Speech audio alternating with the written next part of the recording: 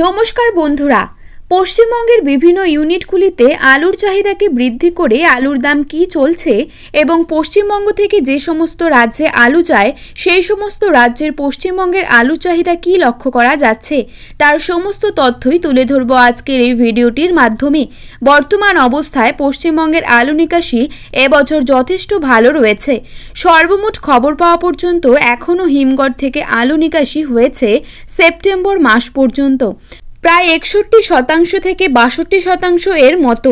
এমতো অবস্থায় পশ্চিমবঙ্গের আলুর চাহিদা বাইরের রাজ্যগুলিতে সেভাবে বর্তমানে লক্ষ্য করা যাচ্ছে না, কিন্তু আগামী দিনে এই চাহিদা যথেষ্ট বাড়বে। পাশাপাশি বিভিন্ন রাজ্যগুলিতে আলুর চাহিদা এবং আলুর দাম যথেষ্টই ভালো রয়েছে, যে কারণে পশ্চিমবঙ্গের আলুর দাম এবছর কোনো মতোই কমার সম্ভাবনা নেই।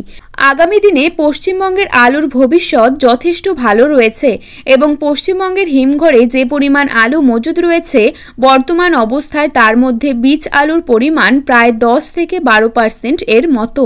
এমতো অবস্থায় বেশি আলু না থাকলেও প্রায় 28 থেকে 30% এর মতো খুব জোর হলে আলু রয়েছে হিমঘরে খাবার উপযুক্ত। তাই এখনো পর্যন্ত যেসব চাষি ভাইরা বন্ড বিক্রি করেননি এবং যে সমস্ত সংরক্ষণকারী রয়েছেন তাদের ভাবার কোনো কারণ নেই।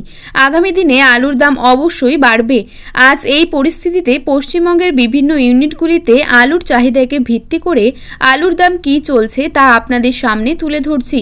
পশ্চিম মেদিনীপুর জেলার গড়বেতায় জ্যোতি আলু প্রি বন্ডের দাম লক্ষ্য করা যাচ্ছে 875 থেকে 900 টাকা, যেখানে রেডি জ্যোতি আলুর দাম চলছে 1100 থেকে 1115 টাকা।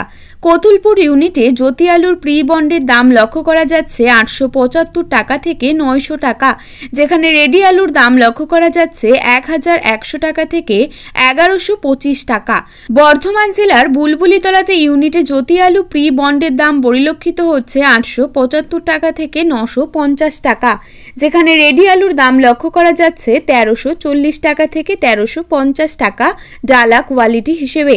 বর্তমান অবস্থায় পশ্চিমবঙ্গের হিমঘরে আলু কোয়ালিটির ওপর দাম নির্ধারণ করা হচ্ছে, তাই আলুর দাম ভালো কোয়ালিটি হিসেবে যথেষ্ট ভালোভাবে লক্ষ্য করা যাচ্ছে।